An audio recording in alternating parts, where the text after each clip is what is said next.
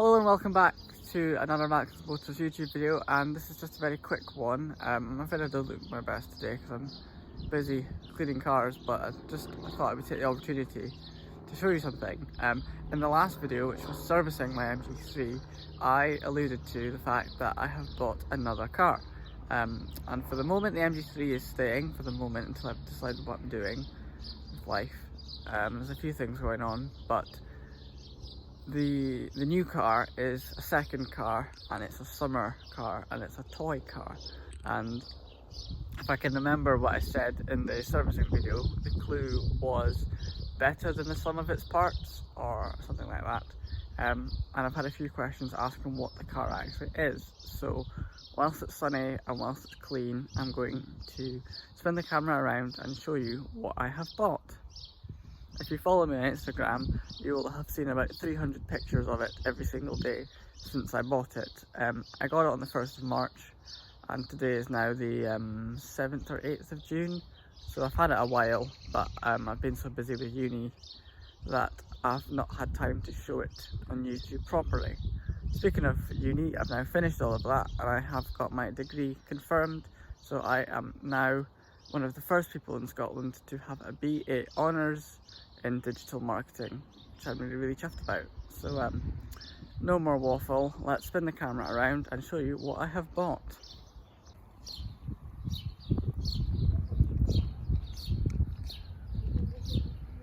And here she is. This is Mabel, and she is a 1998 MGF 1.8i, and I think this is just the best car in the world. I am so much in love. I say this every time with cars, but honestly this is the best car purchase I have ever made. I kind of was wanting a midget. That was last year's thought, but I realised that they are too old and vulnerable and quite needy cars, and I really wanted something I could jump in and drive 200 miles a day in to go on holiday or see friends or go on road trips, and this car is proving absolutely perfect for that. I use it almost every day actually. In the 3 months I've had it, I've done nearly 2,000 miles, which might not seem amount, but I've done lots of running around locally and quite a few 200 mile a day trips in it, so I'm really chuffed. I got it from the very good people at Beach Hill Garage in Reading, who I found about through the MG Car Club and their magazine. They run an advert in the magazine every month. So I was looking on Car and Classic it was for MGFs around my sort of budget, and this one came up. Found it was through Beach Hill Garage and took it from there really. They were really helpful. So they're in Reading and I'm in Aberdeenshire, which is 570 miles apart. I've not actually been to Reading, so I bought the car completely low, remotely. I'm trying not to get run over by a Nissan Leaf here, hang on.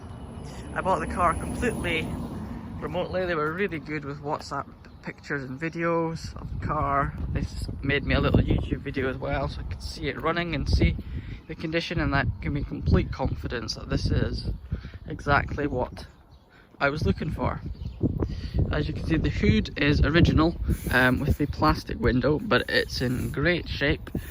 These marks seem to just be from where the frame of the hood's been resting on the fabric for 25 years, but it is, as you can see, there's no marks, there's no cat claws on it, there's no mould.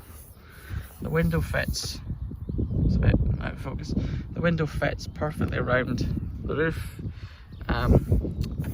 It's in great shape. This colour is Tahiti blue. Going out of focus again, whoops. This colour is Tahiti blue, which I think is possibly my favourite Rover Group shade. It's definitely my favourite Rover Group blue. I also really like Nightfire red as a Rover colour, but they didn't do that on the MGF, I don't think. So I decided to go with blue because it matches Dad's Boxster, so it's like a little mini me sort of thing. I just think she's so cute. This car was originally supplied by Edwards of Stratford in Stratford upon Avon, which is currently Warwickshire, but it might have been a different county historically, I'm not quite sure. Hence the AB, and I've got all the paperwork. I've got the original bill of sale, as well as every service invoice.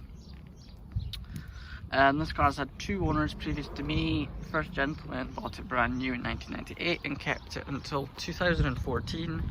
And then the second gentleman had the car from 2014 until the start of this year. It's only done 62,000 miles, which is fairly low for a car of this age, to be honest. The wheels are in great shape. These are the original wheels, and I've got some pretty sporty Yokohama tyres on them, which are pretty mean actually. They came with the car. Let's have a look inside. So this is the inside.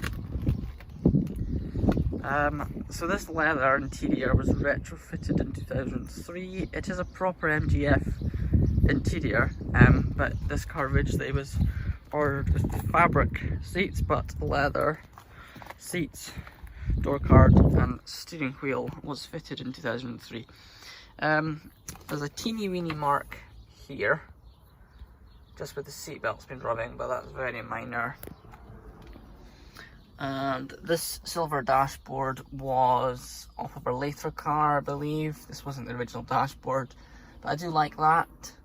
And this Momo, I think it's called, leather gear knob feels great in the hand. It's really easy to flick about. I much prefer it over the original gear knob, which looks a bit clunky.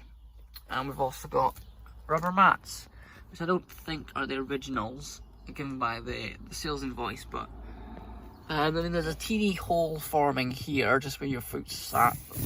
I do really like them, and they keep the carpets nice and protected.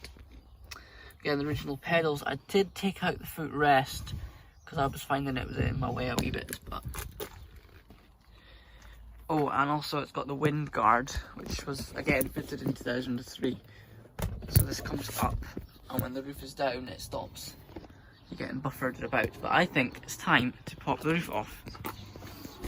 Jump in, it's really easy to do. There's one clip here that just push, comes up, and same on the other side, and then jump out of the car. I find it's easier to do it from the passenger side, just from the shape of the window. Try and do this one-handed, but you lift the roof off here until you get to about here.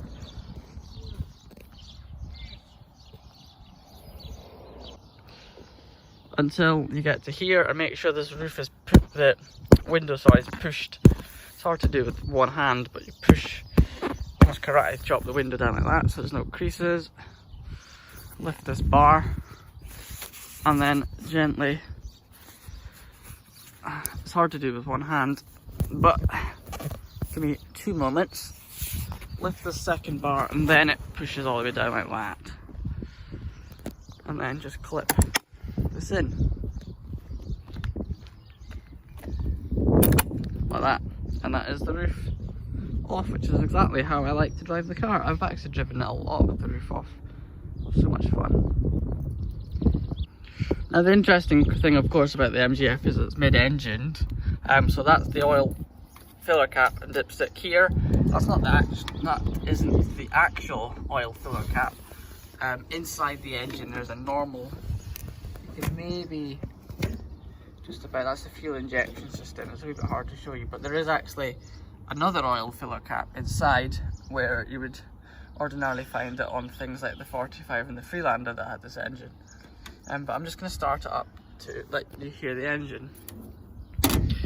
Beach Hill Garage did an oil and filter change when I got the car, and they also renewed the timing belt and the tensioner.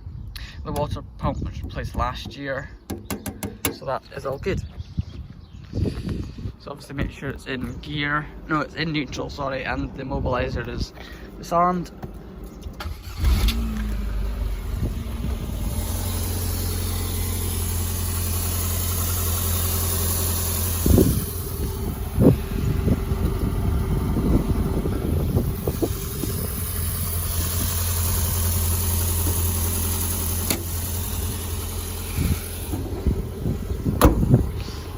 And that's the MGF running. It's actually really smooth and quiet. I've heard a few K series is running, and I don't like blowing my own trumpet, but I have to say this is possibly the smoothest sounding KC I've ever heard, and it's just an absolute treat. But I've just been shouted at to say that my tea and croissant is ready, so I'm going to wrap this video up, but I promise I will show you this car in much more detail and it on the move very soon, so keep a lookout for that. But thank you very much for watching Mackland's Motors. Hopefully we're going to have a summer of lots of fun videos with this car and other cars too, and thank you so much for your patience within the last few months. I've not really been active that much, but I'm more commonly found on Instagram. If you want to follow me, you can.